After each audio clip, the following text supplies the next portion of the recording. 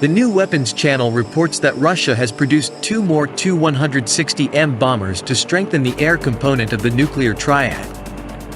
This is the first production and at the same time the second Tu-160M bomber of the new construction. Channel New Weapons recalls that the first bomber made its first flight earlier this year. Also, to the flight test station was transferred to check the systems in combat aircraft, which was the fourth to pass a deep upgrade to the level of the strategic bomber Tu-160M. The new weapons channel reminds that Russia plans to build 10 new bombers by 2027.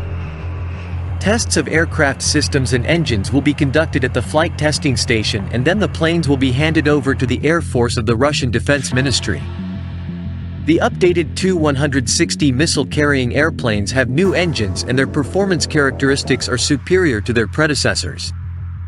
The Tu-160 has armament inside the aircraft, in tandem bomb compartments on rotary drum-type launchers. Each of them can carry 6 missiles such as KH-101 with a range of 5,500 kilometers. The Tu-160 strategic bomber with variable geometry wing, the largest supersonic aircraft in the history of military aviation.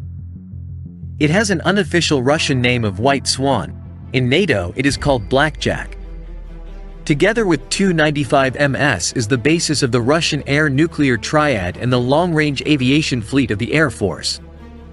See about the Russian Air Force at the link. Don't forget to subscribe to the channel.